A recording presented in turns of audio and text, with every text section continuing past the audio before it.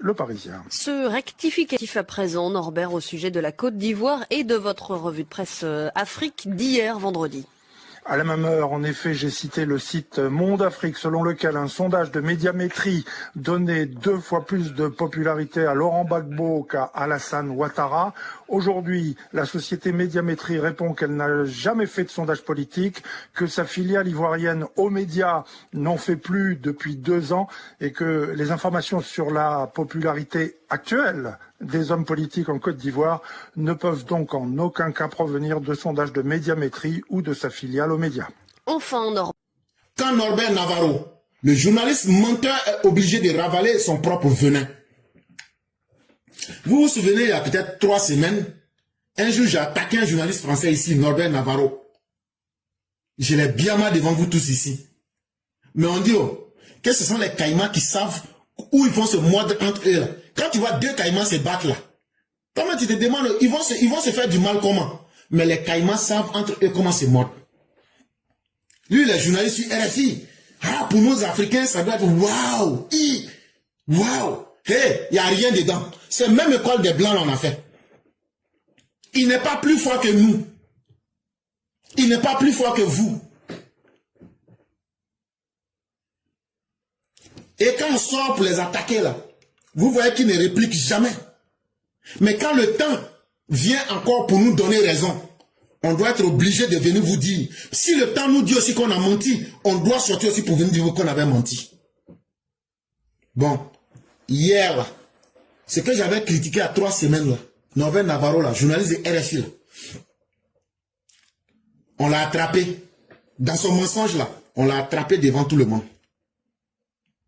Son mensonge qu'il avait dit là, que lui il a fait un sondage, que Laurent Gbagbo là, qu'il est populaire que Alassane Ouattara 2 fois. Ça veut dire, Laurent Gbagbo est populaire que Alassane Ouattara aller-retour 2 fois. C'est là quand il a dit ça là, moi je suis sorti pour le Biama. Mais ça devient comme un combat maintenant 2 personnes.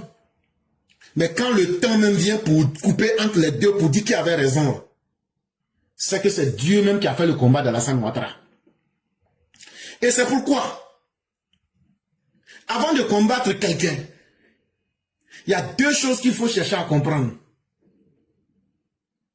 Est-ce que la personne respectait ses parents? Ça, c'est quelque chose qu'on peut voir avec les yeux. Si on te dit oui, la personne a respecté ses parents, faut laisser la personne là. Faut pas combattre la personne. Deuxième chose, même si tu vois la personne, elle n'a rien, mais elle dit, je n'ai rien, mais j'ai Dieu avec moi. Cette personne-là, faut t'éloigner de la personne. Moi, je n'ai rien, mais j'ai Dieu avec moi. Cette personne-là, il faut pas combattre cette personne. Parce que Dieu là, lui, il lance jamais caillou et puis ça va te louper. Donc hier, on a attrapé Norbert Navarro. Quand la Bora là, ça a été une honte monumentale. Ce journaliste partisan du mensonge volontaire, il a menti sur une entreprise qui s'appelle Médiamétrie. C'est là Médiamétrie lui a dit, ton mensonge que tu avais dit là, nous on a entendu.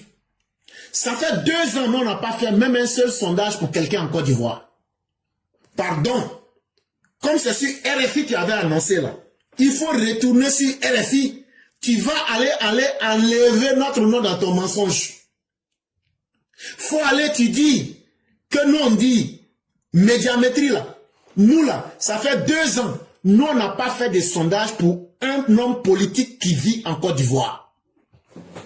Donc ton mensonge que Laurent Gbagbo est 2 fois populaire plus qu'Alassane Ouattara, c'est un sondage d'opinion fictif. C'est quelque chose que tu as imaginé dans ta tête. Donc le venin que tu voulais prendre pour moi, Alassane Ouattara, faut prendre ton venin là, tu fais thé avec ça et puis tu bois. Est-ce que tu as compris?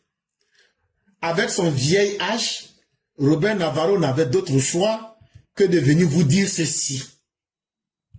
Le Parisien. Ce rectificatif à présent, Norbert, au sujet de la Côte d'Ivoire et de votre revue de presse Afrique d'hier vendredi. À la même heure, en effet, j'ai cité le site Monde Afrique, selon lequel un sondage de Médiamétrie donnait 2 fois plus de popularité à Laurent Gbagbo qu'à Alassane Ouattara. Aujourd'hui, la société Médiamétrie répond qu'elle n'a jamais fait de sondage politique, que sa filiale ivoirienne Omédia n'en fait plus depuis 2 ans et que les informations sur la popularité actuelle des hommes politiques en Côte d'Ivoire ne peuvent donc en aucun cas provenir de sondages de Médiamétrie ou de sa filiale Omédia. Enfin, Norbert. Ok. Donc vous avez entendu, ça là, c'est comme un sorcier qu'on a attrapé au village. On dit, il faut déclarer tous les fétiches que tu as. Il n'a pas envie, mais il peut pas. Il va déclarer ça un à un. J'ai dit, le vieux journaliste pyromane Norbert Navarro, cet esclave volontaire qui s'est aliéné au mensonge, journaliste sans dignité, il était obligé de venir dire, mensonge que j'avais dit là, j'ai retiré mensonge là, j'ai menti. Quelle honte! Quelle honte! Et encore quelle honte! Mais c'est ça. Dieu n'est pas camarade de quelqu'un. Troisième information. Ah oui, ça ce sont nos amis, hein. Gbagbo et puis Sakadjan. Hier, mardi 7 octobre, là, l'ONU les a bien encore. L'ONU les a tétés. L'ONU les a fauchés. L'ONU a mis coup de poing dans leur ventre. Qu'est-ce qui s'est passé? Le mardi 7 octobre, l'ONU a décidé de ne pas accepter les demandes de mesures provisoires à être candidat à l'élection présidentielle d'octobre 2025 en Côte d'Ivoire pour Laurent Gbagbo et pour Tidjane Thiam. Là, on ne se fatigue pas. On va lire ça devant vous tous. Le secrétaire des Nations Unies aux droits de l'homme présente ses compliments à la mission permanente de la Côte d'Ivoire auprès de l'Office des Nations Unies et des autres organisations internationales à Genève. Et à l'honneur de lui transmettre, pour compléter le dossier de l'État partie, une seconde demande de mesures provisoires reçue le 16 septembre 2025 dans le cadre de la communication numéro 4808/2025 présentée au Comité des droits de l'homme en vertu du protocole facultatif se rapportant au pacte international relatif aux droits politiques et civils au nom de M. Cheikh Tidjane Thiam. En référence à la règle 94 de son règlement intérieur, le comité, agissant par l'intermédiaire de ses rapporteurs spéciaux sur les nouvelles communications et mesures provisoires, rappelant ses précédentes correspondances en date du 8 et 29 juillet 2025, a décidé de ne pas accorder la seconde demande de l'auteur. Le comité saisit cette occasion pour rappeler qu'aucune décision n'a été prise sur la question de la recevabilité de la communication, ni sur le fond des allégations, et que l'État partie est prié de soumettre ses observations sur la communication au plus tard le 8 janvier 2026. Tidjane Thiam que vous voyez là, vous vous souvenez, entre le 8 et le 29 juillet, il avait fait une demande que leurs droits civils et puis politiques là, que Ouattara a pris ça par force, et puis eux on ne veut pas les laisser, ils n'ont qu'à être candidats en Côte d'Ivoire. Et que eux ils demandent à l'ONU, l'ONU n'a qu'à dire à Ouattara, ils n'ont qu'à leur accorder une faveur spéciale, une mesure provisoire, pour que eux ils n'ont qu'à être candidats en 2025 là. Et puis après on va voir leur dossier. Quand ils ont fait ça là, l'ONU a rejeté. L'ONU a rejeté. L'ONU leur a écrit la lettre. Ils ont reçu. Ils ont pris. Mais ça n'a pas encore suffi. Hein. Ils se sont encore levés. Dans le mois de septembre là. Dans le mois de septembre à côté là. Septembre là. Ils se sont levés encore. Ils sont partis encore faire une deuxième demande. Que eux disent. Le 16 septembre 2025. Ils ont fait encore un dossier qui s'appelle le dossier numéro 4808/2025. Que eux ils demandent encore à l'ONU. Que l'ONU n'a qu'à avaler son caca pour que eux n'ont qu'à être candidats. C'est ça l'ONU leur a répondu hier, 7 octobre 2025. Qu'est-ce qu'on vous avait dit entre le 8 et le 29 juillet 2025 là? Que ces mêmes réponses là? Que en plus des mêmes réponses là, qu'on ne va pas changer. que vous ne serez pas sur la liste électorale parce que il n'y a rien de grave qui a été fait contre vous et puis vous ne respectez pas les lois de votre pays. Maintenant, c'est qu'on demande aux autorités ivoiriennes si peut-être ils ont des avis à donner à l'ONU là. Ils ont jusqu'au 8 janvier 2026 pour donner leur avis. Maintenant, pour Laurent Gbagbo. Le secrétaire des Nations Unies aux droits de l'homme présente ses compliments à la mission permanente de la Côte d'Ivoire auprès de l'Office des Nations Unies et autres organisations internationales à Genève et à l'honneur de lui transmettre, pour compléter le dossier de l'État parti, les informations complémentaires reçues le 16 septembre 2025 dans le cadre de la communication 4825. Maintenant, ils ont déposé le dossier là. Le numéro du dossier que Laurent Gbagbo a redéposé le 16 septembre 2025, lui son dossier là, le numéro c'est le 4825. Pour chaque agent c'est 4808/2025. Maintenant pour Gbagbo là, le dossier, ça fait maintenant 3 fois pour lui. Mais on va prendre ça comme ça. Donc quand il allait déposer là, ils disent qu'ils ont reçu. Quand ils ont reçu là, ils disent Laurent Gbagbo, on t'avait déjà donné des précédentes correspondantes en date du 20 et 26 août a confirmé sa décision de ne pas octroyer les mesures provisoires. Quand on t'avait déjà dit ça avant, le 20, le 26 août, le 20 août on t'a envoyé pour dire on va pas accepter. Le 26 août on t'a envoyé, on t'a dit on va pas accepter. Tu as venu encore demander le 16 septembre encore, à travers la communication numéro 4825, on t'a dit le 7 août aujourd'hui, le 7 septembre, le 7 octobre 2025 là, on t'a dit encore, on va pas accéder, on va pas accepter les mesures provisoires pour que vous soyez candidat là. En tout cas, c'est pas l'ONU qui va avaler son caca pour vous dire qu'ils vont accepter. Donc c'est ce qui s'est passé. Et que maintenant là, dans le cas de Laurent Gbagbo, pour chaque agent même un peu mieux. Pour chaque agent on dit jusqu'au 8 janvier, mais pour Laurent Gbagbo là, on dit même jusqu'au 20 février 2026. C'est là que le gouvernement de la Côte d'Ivoire, s'ils ont des avis à donner, si c'est que l'ONU a dit là, c'est pas vrai là. Connaît Ben, est-ce que le son est coupé? Ne prenez pas le risque d'écrire trop facilement certaines choses, parce que notre communication, on n'aime pas qu'on s'arrête, et avant de dire que le son est coupé, prenez le temps, vous éteignez votre appareil, vous rallumez. Mais quand vous dites le son est coupé, vous êtes en train de nous confondre nous tous. Est-ce que ça veut dire que tout le temps que je parlais dans le vide? Donc si il arrive dans ma tâche que vous n'entendez pas ce que nous sommes en train de dire là, avant de courir pour dire on n'entend pas là, éteignez votre téléphone et puis rallumez. Maintenant, si les gens ne m'entendent pas, vous pouvez dire que vous ne m'entendez pas rapidement. Parce que là où je suis, je ne peux plus m'arrêter. S'il vous plaît, dorénavant, si nous sommes déjà lancés et que vous constatez que vous n'entendez pas le son, vous pouvez éteindre votre appareil et réallumer votre appareil. Cela est utile à nous tous, plutôt que de venir dire « je n'entends pas ».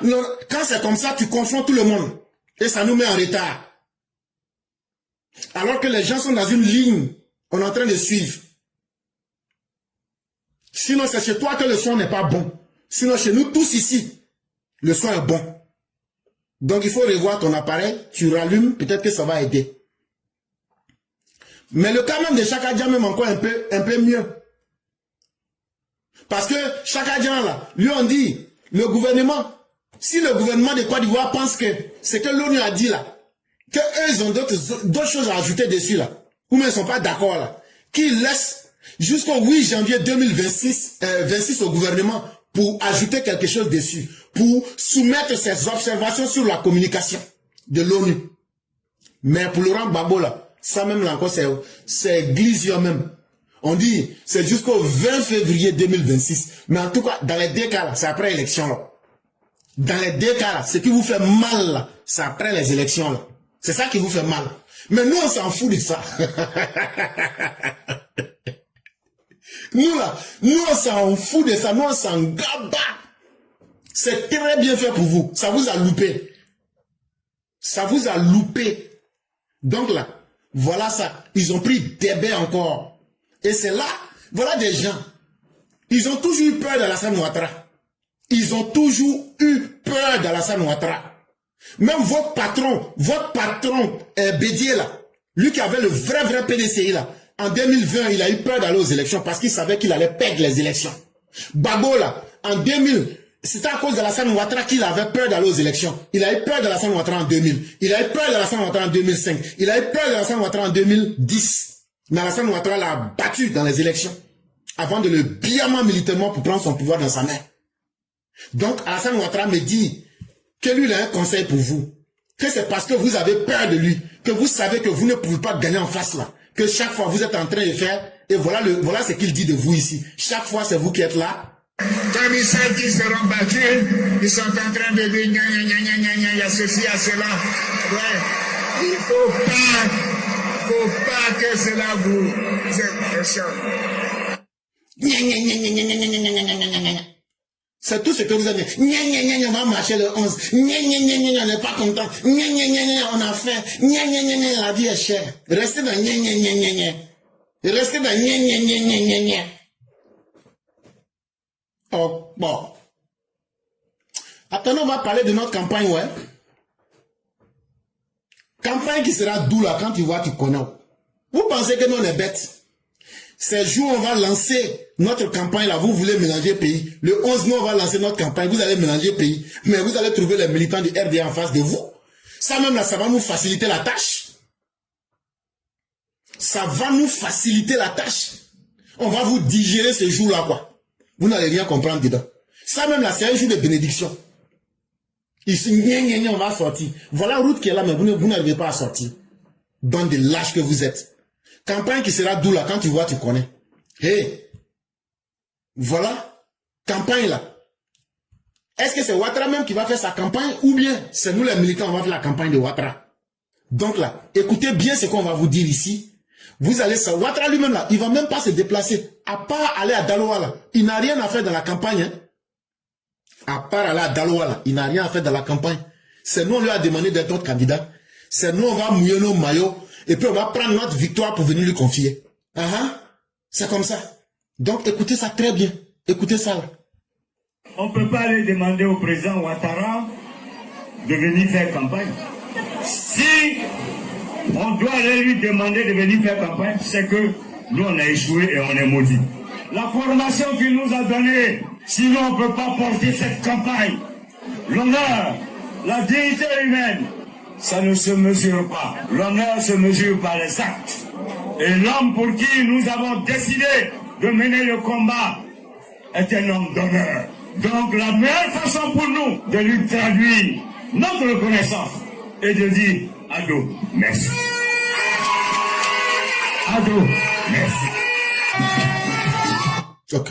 Vous avez entendu, non? C'est la voix du père Adama Bictogo. Il dit, et puis ce qu'il dit là, vous savez comment il a parlé, non? C'est comme ça nous tous on parle. Il dit, campagne qui sera doux là, quand tu vois, tu connais. Campagne ça là. À partir du 11 là, tous les moutons que nous sommes là, on doit être versés pour prendre nos cartes d'électeurs. Ça c'est un. De deux, c'est nous on doit faire campagne là. Alassane Ouattara là, c'est pas lui-même qui a demandé à être candidat. C'est nous on lui a dit, papa, tu vas être candidat. On a coincé sa gorge jusqu'à... Il a dit oui. Est-ce que c'est encore à lui de se promener pour faire campagne? Et chers militants, les gars, on a qu'à se revoir aussi. C'est pas encore bafou, hein, mais on est en train de se conseiller, quoi. Ce qui sera Zola, nous-mêmes, on a qu'à prendre un moment là pour le vieux, quoi. C'est-à-dire, on a qu'à rendre ça jazz. Et puis on met condiment, tout, on fait ça zo. Et puis on vient dire, Levier, voilà ça à côté de toi ici, c'est nous tes enfants là. T'as même te dire quoi? Et puis Levier va nous regarder dans les yeux et puis va dire, mes enfants, vous êtes des 10. Toi qui vas pas voter là, tu es maudit. Toi qui vas pas aller retirer ta carte d'électeur là, tu es maudit. Toi qui vas aller, et puis tu vas aller écrire, Alassane Ouattara, Wallah, je t'aime. Tu es maudit. On dit de mettre plus sous mes croix. C'est tout. On va vous montrer ça. Comme on n'a pas lancé campagne là, on ne peut pas faire ça. Mais quand on va montrer, toi qui ne vas pas aller voter à Alassane Ouattara, tu es un ennemi de ton propre bonheur et du bonheur de tes enfants. Donc tu es un maudit. À part aller à Daloa là, le vieux là, il n'a rien à faire dans la campagne là. J'ai dit, nous, les enfants du président là, on doit envahir le pays. J'ai dit, on va faire campagne à l'américaine. J'ai dit, campagne que les gens n'ont jamais vue là. Et puis, plaisir de savoir rester dans leur corps pendant au moins 200 ans là. C'est ça nous on va faire. Parce que Alassane Ouattara là, il a fini avec tout. Il a fini le travail. C'est ça qu'on appelle garçon même là.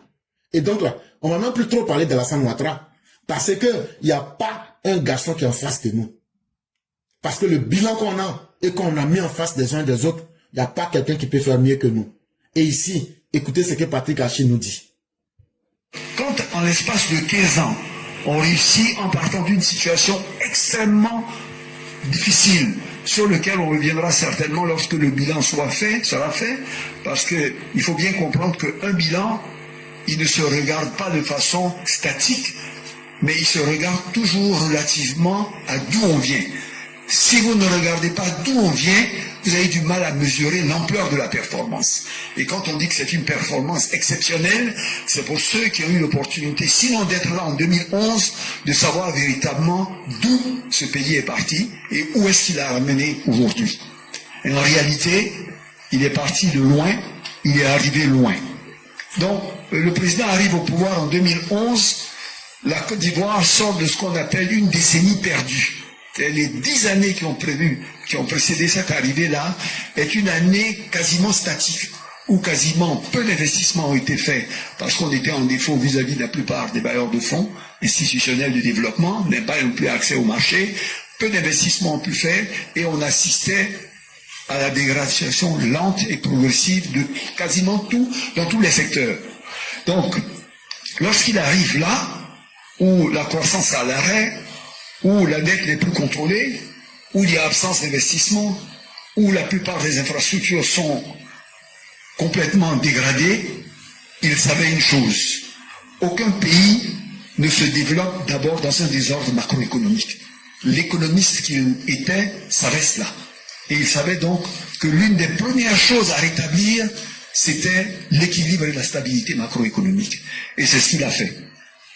En 10 ans, le pays a retrouvé donc l'une des économies les plus dynamiques de l'Afrique de l'Ouest, avec une croissance moyenne, vous le savez, de 7% par an, et une pauvreté qui est réduite de 55 à 37%.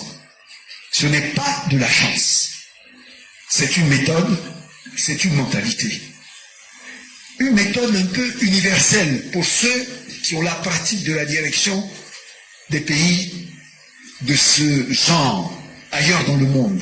Sa fonction au FMI l'a amené justement à visiter à peu près une centaine de pays au moins, sinon plus dans sa carrière, et à voir pour chacun de ces pays qui étaient dans le besoin, quelle était leur situation, qu'est-ce qu'il fallait faire, et il en a tiré de cela une très grande expérience.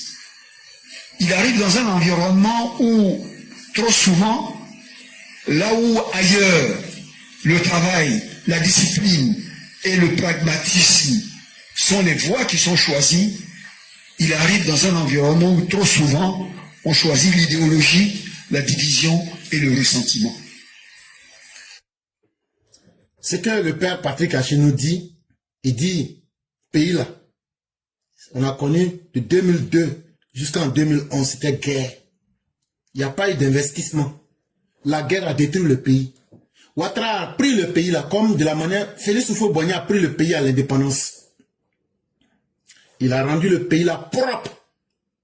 Comme s'il a enlevé d'un carton pour déposer. Les jaloux qui parlent là. Eux pensent que le développement là, c'est quelque chose qui tombe du ciel. Et que eux là, leur rôle c'est de venir pour manger. Non, non, non, non, non, non, non. Le développement là, ce n'est pas de la chance. C'est un travail. Et ce travail qui est fait là, il faut des hommes intelligents comme le président Ouattara. Et c'est ça qu'on demande de respecter. Et quand on dit de faire un bilan, on se compare toujours à quelque part, ou bien à quelque chose, ou bien à un point de départ. C'est où on est quitté. En 2011 là, quand on a pris le pays là, le pays était comment? Et puis le pays est comment aujourd'hui? C'est ça qu'on appelle le bilan. Et donc, chers Ivoiriens, ne confiez pas vos vies à ceux qui sont des paresseux. Parce que les paresseux, là, ils sont très jaloux. Les paresseux, ils veulent toujours mettre leur rancœur sur les autres, leurs incapacités sur les autres. Et c'est de cela que Mère Blanc nous parle dans son édito ici. Bon Bonjour Éclaireur pour Vérité, bonjour à tous mes condisciples de l'excellente classe Éclaireur pour Vérité. Mon édito aujourd'hui a pour titre « On n'est plus libre de s'enjailler tranquillement à Abidjan ». Que c'est drôle d'entendre certaines voix se lever contre les pas de danse esquissés par Miss Belmondo. C'est à croire que ces personnes sont dans un état psychologique d'hypersensibilité en ce moment. Ne s'agirait-il pas des frustrés de l'opposition qui voient le mal et l'indécence partout? À ceux-là, je leur dis que Rosemonde, de par son physique de femme, remplit tous les critères de la beauté féminine africaine. Pourquoi se cacherait-elle donc? En plus d'être gracieuse, elle est intelligente. Rosemonde est bêtée. Et chez ce peuple, l'émotion se traduit par un langage corporel. Rosemonde était heureuse, Rosemonde a dansé. Comme le roi David s'était levé pour danser aussi. Tout comme Gbagbo, à son temps, avait dansé devant une assemblée à l'Hôtel Ivoire ou même dans la Gadou, quelque part à Poy. Arrêtez de toujours vouloir tirer à boulet rouge sur une belle femme du RHDP. On dit que la marche n'aura pas lieu le 11 octobre. Et c'est ce qui vous fait mal. Si vous êtes triste, alors lisez Proverbe 31, versets 6 à 7. Merci et à bientôt. Merci infiniment à Mère Blanc. Et les jaloux, c'est un peu comme celui qui, au moment des récoltes, son champ n'a pas réussi. Au lieu d'accuser sa propre paresse, il dit non, c'est parce que les voisins sont jaloux de lui que lui, son champ n'a pas réussi. Pendant toute l'année, il a vu ses enfants qui n'étudiaient pas. Il dit non, c'est parce que les enfants des autres étudiaient que lui, son enfant échouait. Il n'y a pas de médicament pour soigner la jalousie. En fait, là, quand Rosie a dansé, là, ça vous fait mal. En pays bêté, là, bébé, là, quand on est content, on danse bébé. Quand on est en funéraire, on danse bébé. Ça, là, ça va vous faire mal, là. On ne peut pas retirer en quelqu'un ce qui fait sa personnalité, son originalité, ses origines. En dansant, là, elle a montré que les bêtés sont un peu plus dignes. Et quand ils sont contents, là, ils expriment ça. Et Dieu merci, c'est la mère qui a parlé, hein. Elle a dit que, ouais, elle en forme tout ça, là. Ouais, c'est une ministre, hein, voilà. Moi, je n'ai rien dit. Voilà, mais nous, on a vu. Voilà.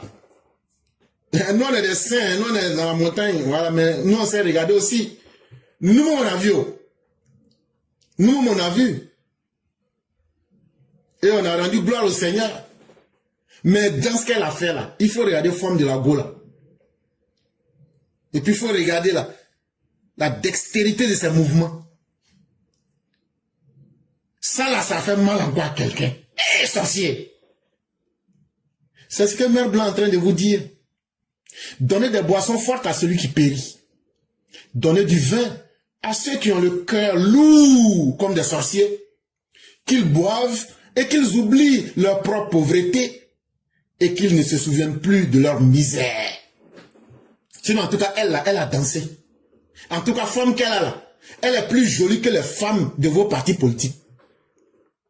Elle est jeune, elle est belle, et puis dans le gouvernement de Ouattara, là, tu peux accuser de tout. Mais ce ne sont pas des couillons qui sont dans le gouvernement de Ouattara. On a vu des gens former des gouvernements de couillons dans ce pays, dans VC. Un gouvernement qu'on forme dans VC, ce n'est pas un gouvernement de couillons ou d'asticots. En tout cas, il va falloir choisir. Mais vous avez vu un couillon dans le gouvernement, même si tu es un couillon que tu rentres dans le gouvernement de Ouattara, là, ils vont enlever ton côté couillon. Elle est belle, elle est en forme, elle sait danser, elle est intelligente, c'est pourquoi elle est ministre. Et puis en plus encore, son succès vous fait mal.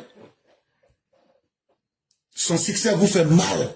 Vous les vieilles femmes aigries, elles tombent en transe. Vous voyez tout en jalousie. Mais c'est ça qui va vous tuer là. Et comme Mère Blanc l'a recommandé là, on va prendre les proverbes pour vous corriger. C'est un chapitre de la Bible. On va vous donner des boissons, les belets. Les belets frélatels, on va vous donner ça à gogo. Parce que vos cœurs sont lourds. On va vous saouler avec le vin. Pour que vous oubliez votre misère morale, votre pauvreté en tant que votre pauvreté humaine.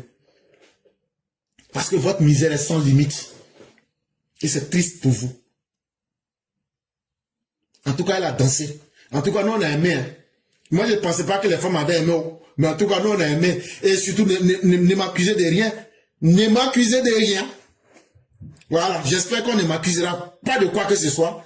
Je n'ai que donné mon avis. Et monsieur le procureur, je suis sûr que vous ne m'avez pas entendu parce que dans ce que vous avez dit là, vous dites, si on fait des compliments, ça, c'est pas mauvais. Donc, si j'ai fait compliment là, si c'est un crime aussi, il faut dire, mais ça, c'est pas un crime. En tout cas, chacun a eu sa manière de regarder. Si Mère Blanc m'a dit que, voilà, tous les compliments, si moi je viens faire les compliments là, pourquoi vous m'accusez? Parce que, vous voyez, j'ai des yeux comme un carnassier ou bien. Mais un sourire comme un renard? Non, non, non, non, non, non. Chacun a sa manière de voir. Et donc tout ça c'était pour plaisanter. Et vraiment merci à ceux qui nous ont suivis. Merci à ceux qui nous font confiance. Et pour ceux qui n'ont peut-être pas compris certains points que nous avons développés, posez des questions. Ça sera utile.